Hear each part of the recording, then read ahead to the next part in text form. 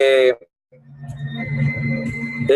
los estados ante la diversidad es uno de los primeros temas que tenemos, es decir, cómo ha tomado los 32 estados de la República que tenemos en nuestro país el tema de la diversidad. Yo antes de entrar en materia quiero compartirles un video, un poema de Eduardo Galeano, un chileno, que se llama Los Nadie. Yo creo que algunos a lo mejor lo habrán escuchado, y si no, pues es el momento en que para compartirles este video. Dura un minuto nada más, lo vamos a escuchar y hacemos una reflexión. Video, no, por favor. Sueñan los nadies con salir de pos, que algún mágico día llueva de pronto la buena suerte, que llueva cántaros la buena suerte. Pero la buena suerte no llueve ayer, ni hoy, ni mañana, ni nunca. Ni en lloviznita cae del cielo la buena suerte, por mucho que los nadies la llamen. Los nadies, los hijos de nadie, los dueños de nada, que no son, aunque sean, que no hablan idiomas, sino dialectos, que no son seres humanos, sino recursos humanos, que no tienen cara, sino brazos, que no tienen nombre, sino número, que no figuran en la historia universal, sino en la crónica roja de la prensa local. Los nadies, que cuestan menos que la bala que los mata.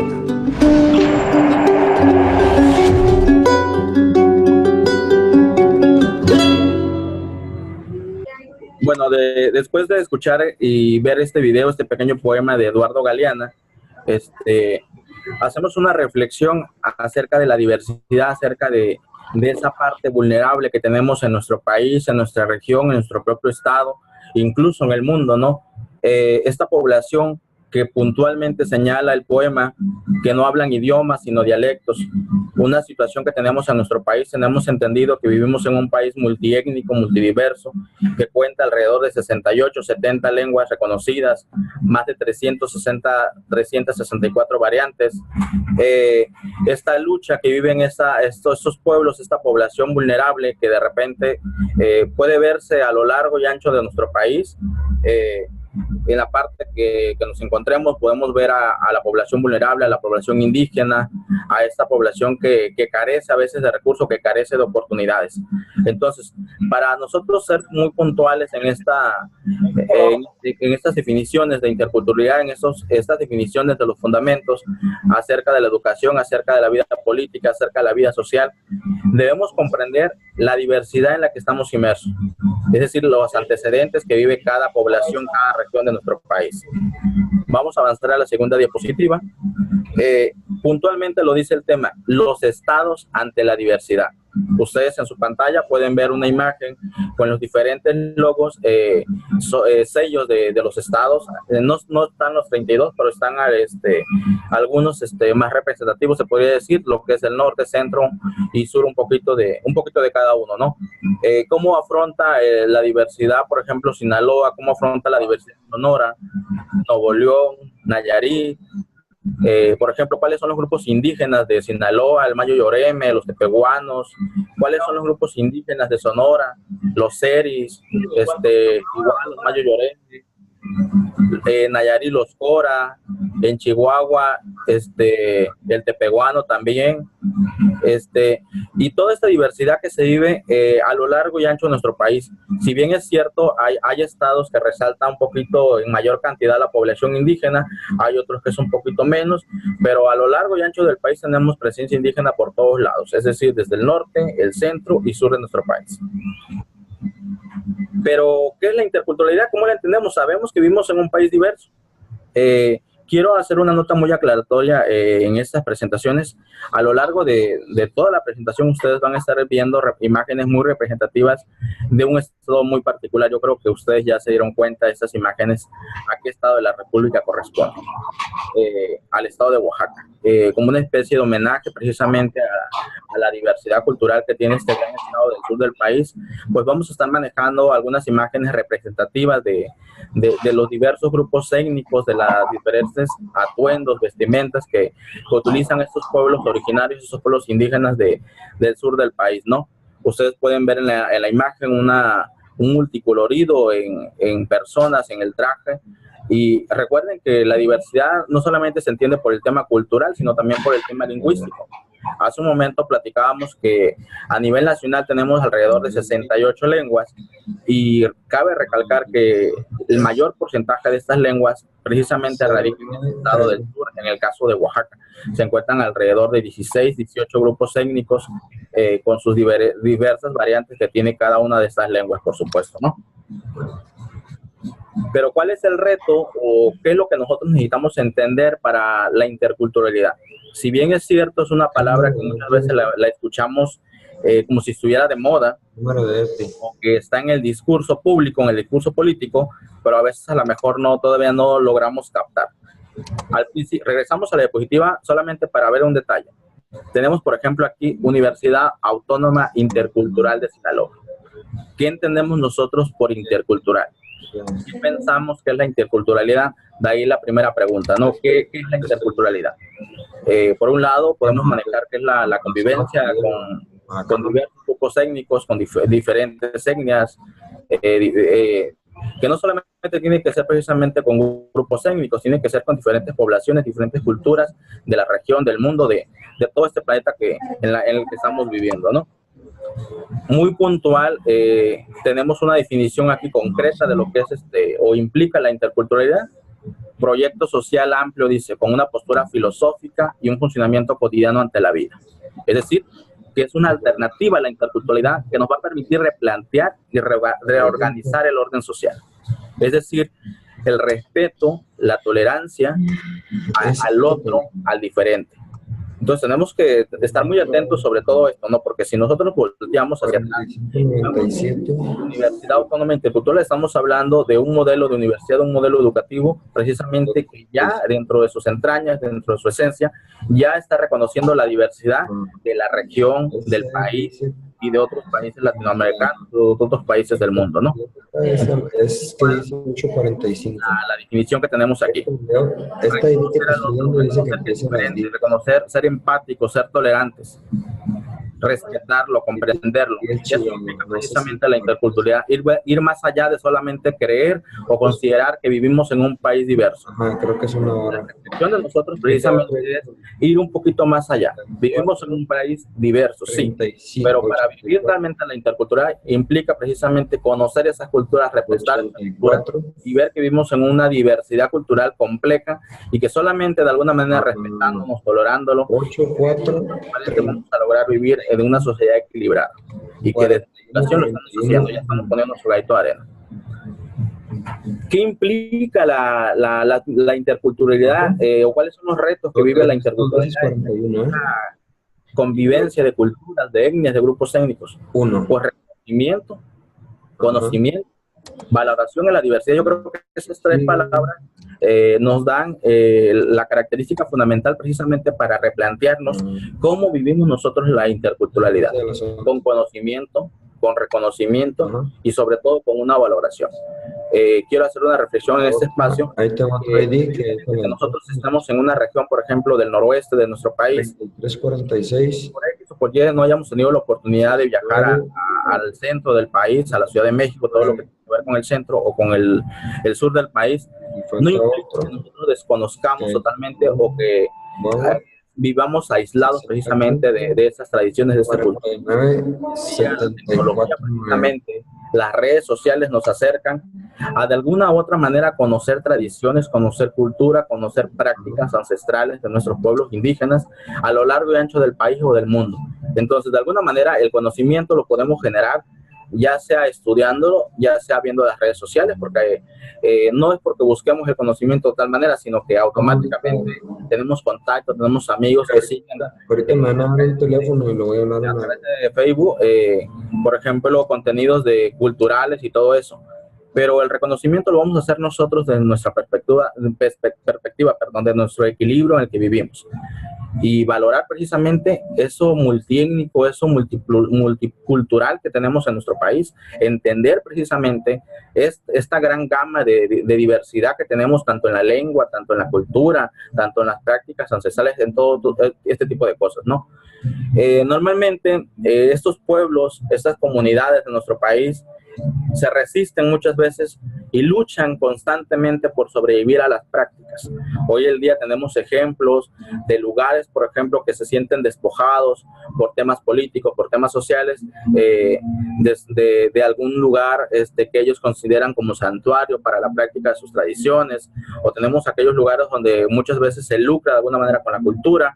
Bueno, tenemos mucha información de dónde entender por qué estas comunidades de los pueblos indígenas se resisten y viven constantemente una lucha para defender lo de ellos, lo auténtico, lo que los caracteriza. En pocas palabras, la identidad que los hace diferente en esa sociedad, ¿no? Bueno, la interculturalidad pugna por el conocimiento, el reconocimiento y la valoración a la diversidad. Somos muy empáticos en que precisamente la interculturalidad tiene que ir hacia eso, hacia el conocimiento, hacia el reconocimiento y hacia la valoración de la diversidad cultural, étnica y lingüística. Todas las prácticas que tengamos, todas las cuestiones de étnica y obviamente todas las lenguas que tenemos en nuestro territorio nacional. Llegamos a una segunda parte, un subtema, sobre qué hay sobre la política pública, qué hay sobre los discursos de las instituciones de gobierno, cómo concibe el Estado, cómo concibe la Constitución esta relación de la diversidad en la población, es decir, cómo vemos el indigenismo, el multiculturalismo, y qué relación hay toda esta parte gubernamental con el tema de las políticas educativas. Vamos a avanzar. En la imagen, ustedes pueden ver que tenemos tres presidentes y los quise indicar de esa manera a partir del sexenio de Fox, Calderón y Peña Nieto, porque más adelante va a ser relevante replantearnos qué inicia a raíz del gobierno sexenal de Vicente Fox. Podemos ver aquí, por ejemplo, una imagen de principales dependencias que tenemos en México. Está la Comisión Nacional de los Pueblos Indígenas, está el Instituto Nacional de las Lenguas Indígenas, está la Red de Universidades Interculturales, está la Asociación Nacional de Universidades e Instituciones de Educación Superior, está la UAIS, y por supuesto está la Coordinación de Educación Intercultural Bilingüe. De alguna manera son instituciones que han sido creadas, que fomentan la cultura, que fomentan todo ese reconocimiento a la diversidad que tenemos en México, y que ese aporte a la política pública, ese aporte a las estrategias de los gobiernos para visibilizar precisamente lo que tenemos en México, crear políticas, crear estrategias, que si bien es cierto, no han sido suficientes, pero yo creo que hay que valorar el esfuerzo que han hecho cada gobierno en su sexenio por apoyar precisamente el tema de la diversidad, el tema de lo multicultural de nuestro país. Pasando a la realidad, por un momento vemos el tema del discurso, por un lado vemos el tema de las políticas, pero realmente ¿qué está pasando en las poblaciones indígenas? Realmente ¿qué está aplicando? Porque de la teoría a la práctica hay mucho. Y hablamos de discurso, hablamos de discursos políticos. ¿Qué tiene que ver el discurso precisamente con las realidades sociales?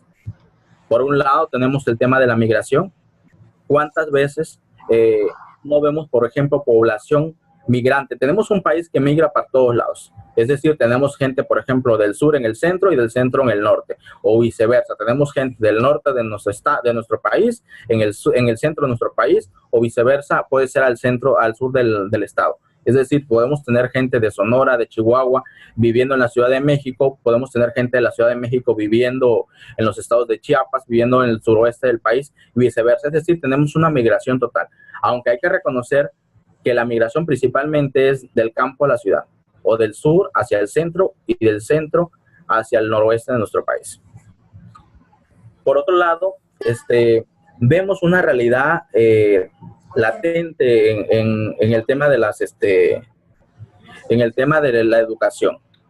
Tenemos una cosa muy clara. ¿Qué pasa, por ejemplo, cuando poblaciones migrantes de estados, por ejemplo, como Veracruz, como Chiapas, como Oaxaca, como Guerrero, migran a la Ciudad de México? Niños, ustedes ven en la presentación, en la imagen de niños, estos niños, por ejemplo, que llegan, se tienen que readaptar a la sociedad, a la nueva ciudad. Vienen de un ambiente de una población rural a una población urbana. ¿Cómo enfrentan estos niños el tema educativo? Porque de alguna manera cuando las poblaciones emigran a la ciudad, precisamente es en busca de oportunidades. Retos con los que lidian estas personas. Reconozcamos que muchas veces tiene que ver el tema de la lengua. Niños y niñas que traen una lengua originaria de su comunidad, una lengua nativa. Muchas veces son personas que hablar el español se les dificulta. La pregunta es, los maestros de las instituciones, llámese primaria, llámese secundaria, llámese preparatoria, ¿están preparados para atender esta realidad? Ellos nos veían. Es realmente fuerte en este momento entender que en nuestro país, a pesar de los esfuerzos que se han hecho, todavía no podemos hacer frente a la realidad multicultural y el sistema educativo que tenemos tampoco, ¿no? Vamos a avanzar. Algo también que no quiero dejar de mencionar es qué pasa con los trabajadores temporales, con los campamentos agrícolas.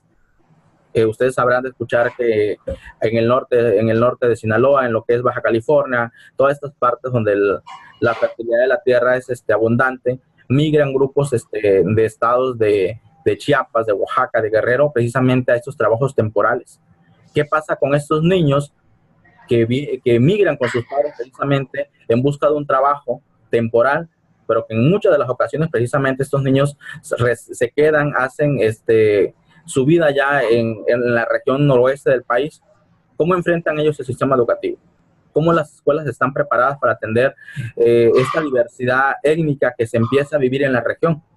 En un momento decíamos, por ejemplo, en el caso de Sinaloa tenemos campos agrícolas, migran poblaciones del suroeste del país, del sur del país.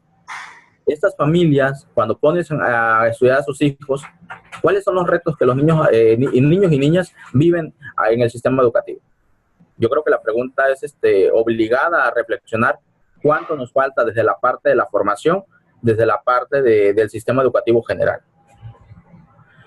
Es decir, todos nuestros esfuerzos, todos el sistema educativo, los formadores, nosotros como personas, como familia, como seres humanos, como población mexicana, podemos reorientar esfuerzos para que en algún momento, que sería lo idóneo, las escuelas precisamente puedan introducir la lengua indígena en las escuelas, dependiendo del marco o la región en que se encuentra. Entonces, es indispensable empezar a desarrollar prácticas y procesos educativos que se basen principalmente en el reconocimiento a la diversidad y valorar precisamente estas expresiones culturales colectivas e individuales. Bueno, como siguiente subtema vamos a ver un poquito sobre qué antecedentes tiene la situación en la atención a la política educativa, a la diversidad, cómo ha enfrentado el tema educativo a la diversidad. Ok, para esto es necesario entender ¿qué entendemos nosotros por educación intercultural? Incluso en este momento la pregunta para todos es, ¿estamos estudiando la licenciatura en educación preescolar en una universidad intercultural, la Universidad Autónoma Intercultural de Sinaloa? Pero realmente, ¿qué implica la educación intercultural? Procesos pedagógicos intencionados que se orientan a la formación de personas capaces de comprender la realidad de diversas ópticas culturales y de intervenir en procesos de transformación social que respeten y se beneficien de la diversidad cultural. Muy importante esta parte. Estamos estudiando la licenciatura en educación preescolar en una universidad intercultural y por ende estamos recibiendo educación intercultural. Ahí queda la reflexión precisamente, el esfuerzo que tenemos que hacer desde este momento, desde el momento que tomamos la decisión de emprender este reto profesional, de formarnos en una universidad intercultural. ¿Cómo convive? ¿Cuál es el contexto de la educación frente a la diversidad? Tenemos claro que los diferentes grupos étnicos de una región, de una población, normalmente desatan prácticas de exclusión y discriminación. Ustedes se preguntarán, ¿cómo es eso? Por un lado, podríamos pensar que cuando convergen diversos grupos étnicos, es decir, en el caso, por ejemplo, si juntamos acá en el noroeste, los mayos de Sinaloa, los mayos de Sonora, los seris, con los coras de Nayarit, los tepehuanos de Chihuahua, pudiéramos pensar que esta convivencia sería armónica, pacífica, pero no.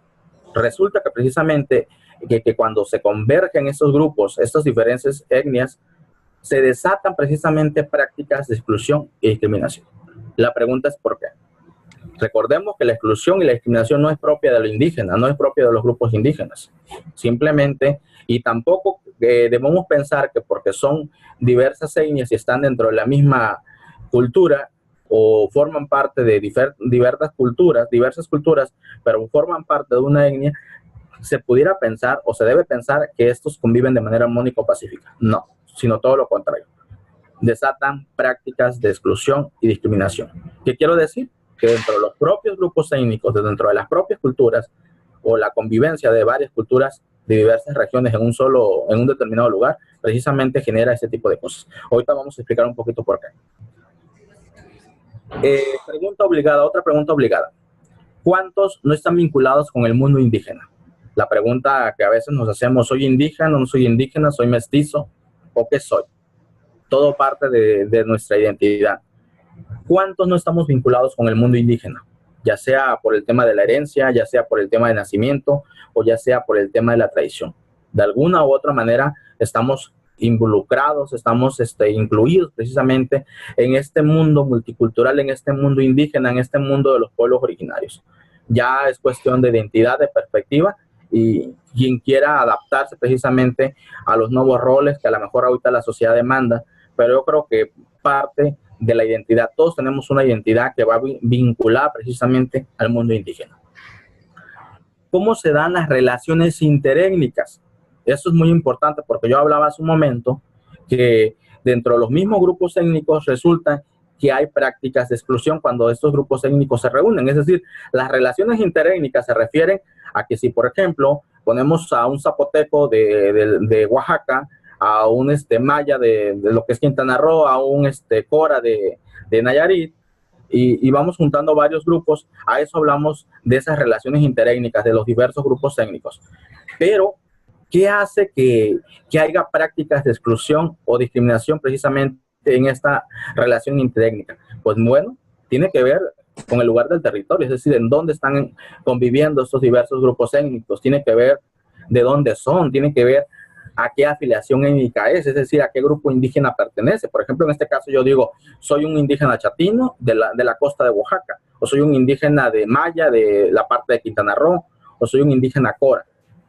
Resulta que los estudios nos apuntan muy puntualmente que las relaciones interétnicas tienen que ver con un lugar de territorio, un lugar de procedencia. Es decir, la convivencia de estos grupos y la discriminación tiene que ver principalmente de dónde son. Es decir, por ejemplo, no es lo mismo ser un indígena cora de Nayarit que ser un indígena mixteco, por ejemplo, de Oaxaca, que un indígena mayo y oreme de Sinaloa. Quiero ser muy respetuoso, muy empático en esta parte. Desafortunadamente, uno de los estados donde los indígenas son más discriminados precisamente es Oaxaca. La pregunta ¿será porque es el estado que tiene la mayor diversidad? ¿Será porque es el estado que tiene los 16, 18 grupos indígenas de todo lo que tiene el país? ¿O por qué precisamente este estado sufre o sus grupos étnicos se ven más discriminados, excluidos? Entonces, a lo largo y ancho del país, si hemos tenido la oportunidad de viajar, nos hemos dado cuenta que vemos grupos indígenas en los mercados, a lo mejor pidiendo una moneda, niños limpiando carros, niños indígenas. Tenemos que reflexionar precisamente por qué precisamente en uno de los estados donde la diversidad cultural es más compleja, más amplia y más representativa, la discriminación es más latente. En la reflexión queda de nosotros, por supuesto que la discriminación no tendría que ver si es un indígena de Oaxaca, de Chiapas, de Quintana Roo, de Yucatán, o sea, de ningún estado de la República. Yo creo que la discriminación en su sentido general es discriminación y tenemos que ayudar con herramientas visibles al reconocimiento de la cultura para poder ir erradicando precisamente estas prácticas.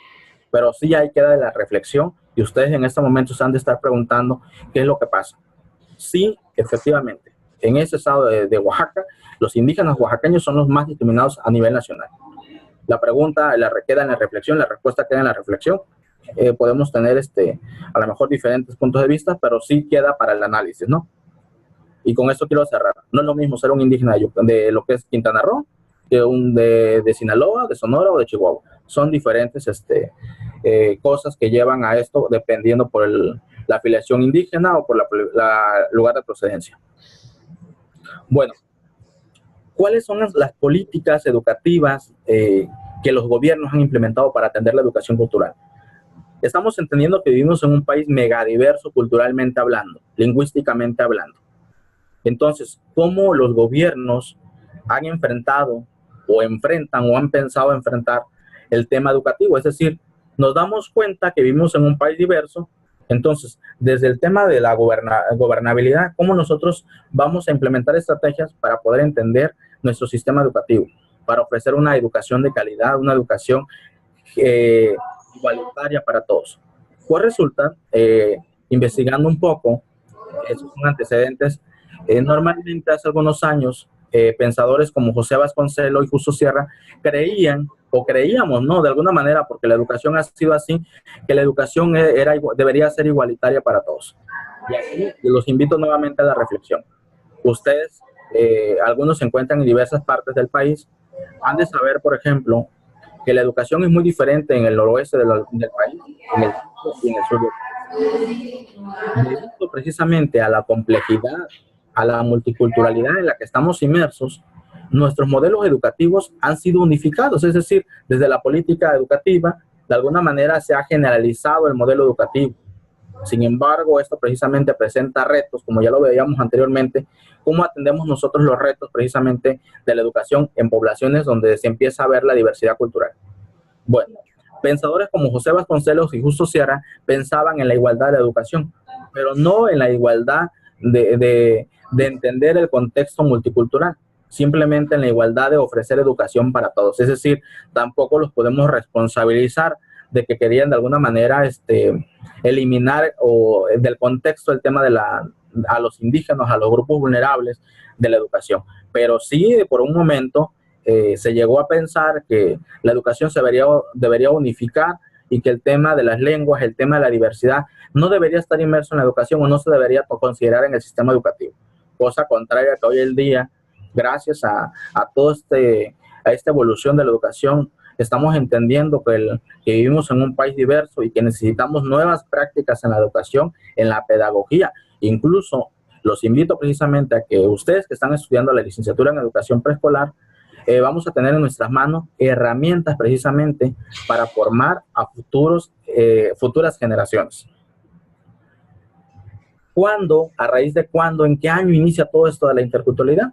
Aquí tenemos un dato histórico a partir del año 2001. Se empieza a hablar de esto de educación intercultural a la luz de modelos internacionales. Es decir, de 2001 para acá ya empezaba a hacer ruido el tema de la educación intercultural. Pero, ¿qué ha pasado? Estamos en 2018 y ¿cómo ha evolucionado esto? Aquí hago un paréntesis.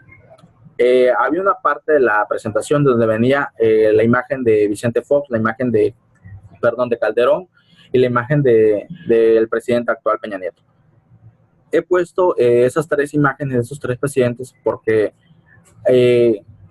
a raíz del sexenio precisamente de Vicente Fox inicia a emerger, a gestarse ya ese tema de la educación intercultural. Y de alguna manera, precisamente a raíz del sexenio, se gesta, no es que se geste, sino que se consolida realmente el proyecto de la educación intercultural que estamos a punto de descubrir. La UAIN o la UAIS. Pongo el cristal roto y al fondo la imagen, el logo de nuestra universidad, es decir, la Universidad Autónoma Intercultural de Sinaloa, la Universidad Autónoma Indígena de México, porque precisamente a través de la educación superior, a través de la educación profesional, se empieza a entender la educación intercultural. Tenemos en este momento la gran oportunidad precisamente de estar estudiando una licenciatura con esta modalidad virtual a través de la tecnología en una universidad pionera, en una universidad que nace precisamente este modelo intercultural, nace este modelo de entender la diversidad. Y quiero un poquito abundar la historia de esta universidad porque es una universidad que nace precisamente en una comunidad se llama Mochicahui, el Fuerte Sinaloa, el municipio del Fuerte. Nace esta universidad precisamente atendiendo la diversidad cultural de la región, del país, incluso de algunos países latinoamericanos. Es decir, esa universidad nace con esta filosofía de pagar una deuda histórica que tenemos precisamente con los pueblos indígenas, con los pueblos olvidados, con esos pueblos que se resisten a perder su cultura. Pero no solamente eso. Repito, la imagen al fondo en un cristal roto es un modelo educativo que precisamente rompe con los paradigmas de la educación tradicional. Normalmente nosotros, cuando vamos a querer estudiar una carrera profesional, ¿qué hacemos? Un examen de admisión, costos, es decir, dinero para pagar la ficha y todo esto. Pues resulta que en esa necesidad de crear un modelo educativo para atender la demanda de una población indígena y no indígena para que se forme profesionalmente, la universidad, la UAIN en su momento, hoy la UAIS, rompe con el esquema tradicional de la educación, es decir, no hay examen de admisión, no hay un promedio específico de si sabes que tienes 6 no puedes entrar. La universidad abre las puertas precisamente a la diversidad, a lo nuevo, a decir, vengan todos quienes quieran aprender y quieran formarse. No hay limitantes, no hay obstáculos. Y actualmente, precisamente, quiero decirlo, la universidad sigue de alguna manera conservando esa esencia. No hay examen de admisión, las puertas están abiertas precisamente para quienes desean estudiar en la universidad, la diversa oferta educativa que ustedes pueden encontrar en el portal. Es decir, entonces, rompemos el esquema y desde este momento la Universidad Autónoma Indígena de México, la Universidad Autónoma Intercultural de Sinaloa, ya empieza a aportar un granito de arena a raíz precisamente del sexenio de Vicente Fox. Es cuando se gesta todo ese tipo de cosas de la universidad y nace todo esto, ¿no? Ok, vamos a avanzar. Universidades interculturales del país. Anteriormente veíamos una imagen de REDUI, que dice Red de Universidades Interculturales. A raíz de la UAIN, a raíz de la Universidad Autónoma Indígena de México, pues nace una política pública enfocada precisamente a atender la diversidad cultural, pero de manera estatal. Es decir, en su momento la Universidad Autónoma Indígena de México, incluso hoy en día, quiero recalco, sigue teniendo presencia de alrededor de 20 37 grupos indígenas de las diversas partes del país. Es decir, ustedes vienen a la universidad de la manera presencial y pueden encontrar estudiantes indígenas y no indígenas de Chiapas, de Oaxaca, de Guerrero, de las diversas partes del país, incluso de países latinoamericanos como Ecuador, Venezuela, etcétera, ¿no? Bueno, se enfoca la política educativa a generar instituciones a través de la Coordinación de Educación Superior Intercultural Bilingüe en los estados Chiapas, Tabasco, Guerrero, Puebla, Michoacán, Quintana Roo, Veracruz, San Luis Potosí y Hidalgo. Por supuesto que estas universidades de alguna manera están siguiendo el modelo principal de la universidad, ¿no? Que es la UAIN-UAIS. Bueno, ya hemos sido educados en la interculturalidad, ya los sistemas educativos de alguna manera están readaptando sus contenidos, o la pedagogía está avanzando en el tema de la interculturalidad. Bueno, si ya tenemos un respeto, ya tenemos una tolerancia, ya podemos comprender el contexto general en que vivimos, ¿cómo vamos nosotros a raíz de ahora de ser ya personas interculturales, ciudadanos interculturales, cómo vamos nosotros a entender las nuevas identidades que se están gestando en esta sociedad? Ya sean de grupos étnicos, ya sean de cuestiones nacionales, ya sean de cuestiones ciudadanas. ¿Cómo atendemos nosotros esta diversidad en sus derechos y en su cultura? Vamos a ver la siguiente presentación. Ojo, aquí quiero hacer un paréntesis muy grande. Hay una población en México, afrodescendiente, afromexicana, que históricamente ha vivido en un silencio y en una discriminación. Ustedes se preguntarán, ¿tenemos pueblos negros en México? O a veces hemos visto reportajes, o pensamos que son de África, o pensamos que son de algunos otros países. Pues sorpresas, resulta que sí. Tenemos población afrodescendiente, afromexicana en nuestro país. ¿Y dónde se ubica esta gente? Esta gente normalmente, o estas poblaciones, están en lo que es la costa grande de Guerrero, la costa chica de Oaxaca, principalmente, ¿no? Una población que todos los días vive en la lucha precisamente por el reconocimiento a su cultura, a sus prácticas, a las tradiciones. Una población que por un momento ha sido desprotegida. Si bien es cierto, la población indígena vive en la lucha constante por lograr derechos, esta población también se ve en esa lucha constante de lograr derechos, de lograr un espacio en esa sociedad.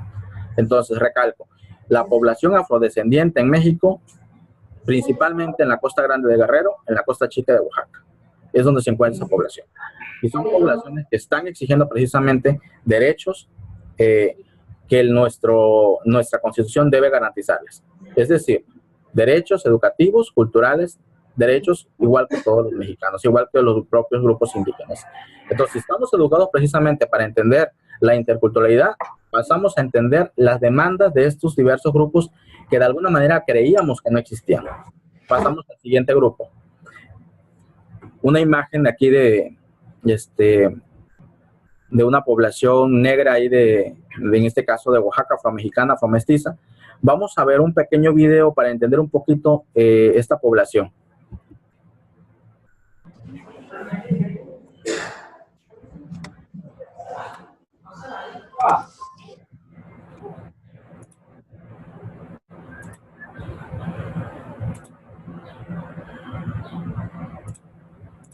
A ver, vamos a compartir el video, ¿no?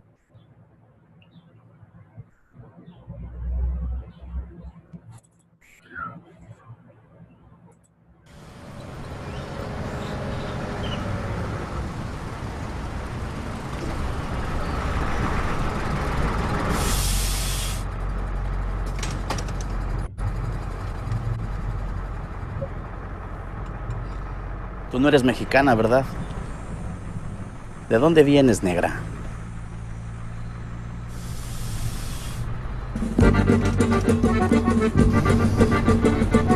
¡Abran cancha! ¡Ya ha llegado el Sanarte! ¡En Condesa!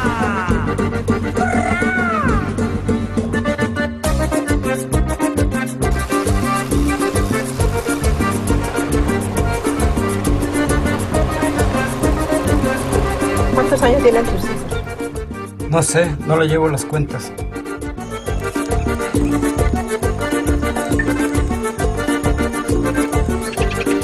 Yo soy el Sanarte que por las costas se me ve. Yo soy el Sanarte que por las costas se me ve. Enamorando a la Sanatita, morenita de pluma café.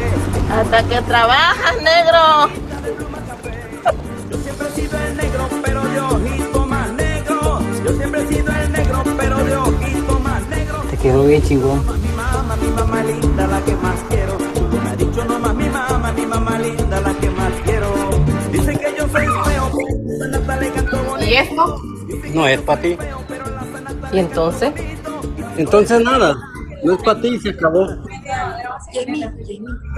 Con mi baile yo la conquisto. Que lo vuela, lo vuela, lo vuela, lo vuela, lo vuela, lo vuela, lo. Que lo vuela, lo vuela, lo vuela, lo vuela. Por negra me desprecias, no desprecias mi color, que entre perlas y diamantes esta negra es la mejor. Ay, ay, ay. Que le pique el pan, pica la papaya.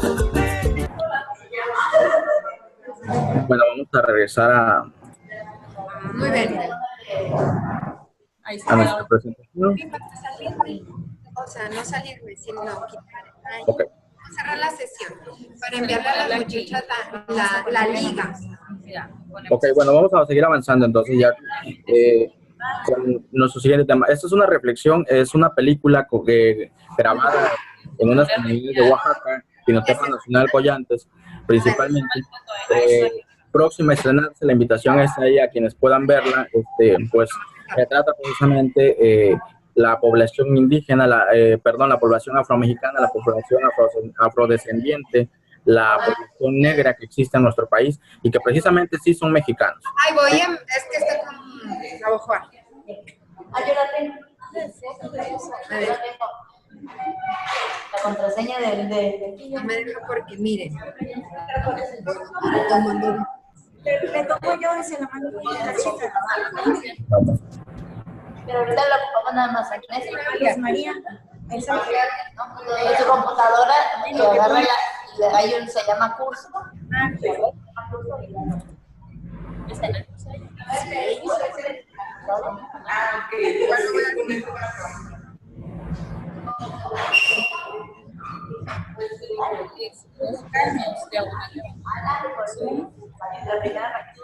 qué vamos a entrar? Vamos a seguir. Otra de la gran población que ustedes han de poder ver en gran presencia en todo el país es la comunidad LGTB, es decir, la comunidad de lesbianas, gays, bisexuales y transexuales.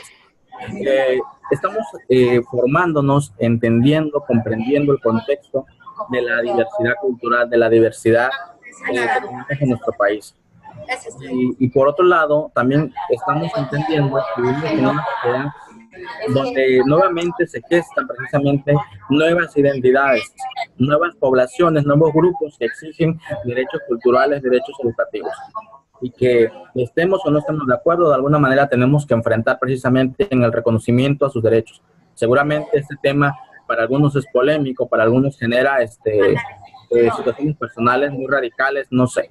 Pero no podemos dejar de mencionar precisamente que en el contexto de la diversidad en la que estamos inmersos a lo largo, ancho de todo nuestro país, del mundo incluso, tenemos que aprender precisamente a respetar la diversidad, a respetar precisamente esos derechos que reclama la nueva población o los nuevos grupos que tienen nuevas identidades y que algunos están en proceso de gestación, otros precisamente se están gestando, otros se están consolidando, como es el caso de la comunidad. Sobre todo, si nosotros realmente queremos vivir en el tema de la interculturalidad, pues tenemos que aprender precisamente a vivir en el reconocimiento, en el respeto a la tolerancia al otro. Si logramos ese objetivo precisamente de la tolerancia, el respeto al otro, a lo diverso, precisamente estaremos avanzando en el tema de la diversidad. Otro punto que no quiero dejar pasar es el tema de la inclusión social. El tema de la diversidad, a entender precisamente los contextos en el que viven muchos mexicanos y mexicanas, poblaciones del norte, centro y sur del país.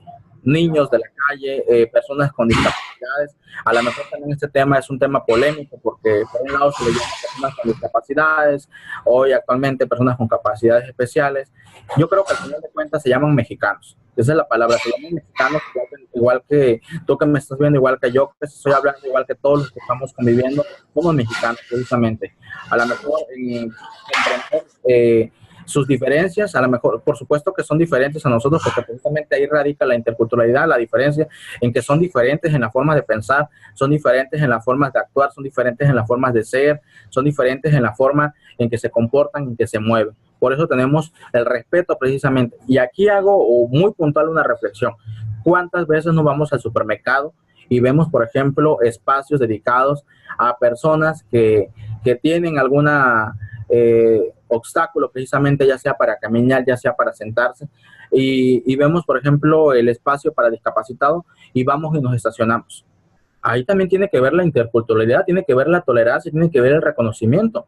Porque si por un lado en el discurso estamos hablando del respeto, a la tolerancia, a lo diverso, y por el otro lado en la práctica estamos descuidando lo más importante, es decir, predicar con el ejemplo, yo creo que no avanzamos. Entonces, la invitación es precisamente a que tratemos de ser congruentes, vivir en esta congruencia de entender lo diverso y precisamente de entender en el respeto a las cosas. Bueno, por último, ¿qué podemos hacer nosotros? Pues tenemos que hacer mucho. Puedo cerrar diciendo que a pesar de todos los esfuerzos que se están haciendo desde la vía política, es decir, desde el tema gubernamental, desde el tema de la educación, desde el tema de la sociedad, actualmente todavía ha sido muy difícil entender esta diversidad. Por eso predomina y sigue predominando simplemente el reconocimiento a una cultura occidental y solamente predomina el reconocimiento a una sola lengua, es decir, el español. Entonces, la reflexión que nos obliga precisamente este texto es cambiar de actitudes, cambiar nuestros pensamientos, que vayan articulados precisamente a esos saberes ancestrales, es decir, a esas prácticas de la diversidad, de la cultura, de la lengua. Si vivimos precisamente y ahondamos en eso, podemos ir avanzando en el tema de la interculturalidad. Por más tecnología que tengamos, ya sea desde los niños, hoy ya tenemos el gran avance tecnológico. Hay niños que desde la educación inicial, preescolar, primaria, se les están dando cursos de computación, manejo de redes sociales, todo esto que tiene que ver con las TICs, tecnologías de la información y comunicación. Pero de nada va a servir toda la tecnología, que la globalización, que el mundo nos ponga a las manos, si nosotros no trabajamos precisamente en el reconocimiento al otro, en el reconocimiento a lo diferente, en el respeto precisamente a lo que predican otros, solamente entonces vamos a poder ayudar a que estas cosas cambien. Si no ayudamos, ni la tecnología va a ser posible que nosotros podamos cambiar, ni los modelos educativos van a seguir igual. Si nosotros no aportamos desde nuestra trinchera, de donde nos encontramos, con lo que podamos, a entender la interculturalidad, de nada va a servir la tecnología. Es decir, entonces hay que usar sabiamente estas herramientas que nos ayudan muchísimo ahorita y que nos pueden ayudar mucho en el conocimiento, en el reconocimiento y la tolerancia. Muy importante. Quiero cerrar esta presentación ya con una frase de la doctora Elizabeth, una doctora que habla mucho de la educación intercultural. Ella nos dice que la educación intercultural como objetivo fundamental debería educar no solamente en las aulas, sino educar a la sociedad con miras a formar ciudadanos interculturales. Yo estoy seguro que esta charla y las charlas que vienen nos van a servir precisamente ya para formar esas ciudadanías que deseamos. Esos ciudadanos que no importa si viven en el norte, en el centro del país, tienen respeto, tienen conocimiento, tienen reconocimiento por lo diverso que se vive en Oaxaca, en Chiapas, en Yucatán, en Jalisco, en Baja California, en San Quintín, en cualquier ciudad, en cualquier región del país. Conocimiento, reconocimiento, respeto al otro, a lo diferente. Muy puntual la frase de la doctora. Finalmente, el mundo es redondo, las diferencias culturales no. Hay que tener mucho cuidado con eso. Es una frase que nos llama, nos invita constantemente a la reflexión. El mundo es redondo y parece que siempre hay más de una vía para llegar a cualquier parte de él. Pero no debemos desdeñar las diferencias culturales, ya sean los países, las religiones, los continentes. ¿Qué quiere decir? Que no demos por hecho, no pasemos por alto esas diferencias que nos hacen diferentes, valga la redundancia, que nos hace únicos y nos da identidad. Ya para finalizar, quiero dejar mis datos de contacto nuevamente. Estoy a sus órdenes, mi correo electrónico, mi teléfono, ya algunos nos estamos contactando por el grupo de WhatsApp. Como siempre, cualquier cosa yo quedo a sus órdenes. Espero que esta plática, estas reflexiones que hemos hecho nos ayuden un poquito a entender precisamente y a valorar esta educación que estamos recibiendo a través de la tecnología, a través de la Universidad Autónoma Intercultural de Sinaloa. La invitación es constante siempre. Hay que poner en práctica, predicar con el ejemplo. No hay nada más, más sagrado, más importante, más fundamental en el aprendizaje que poner en práctica lo que estamos aprendiendo y vivir precisamente predicando el ejemplo.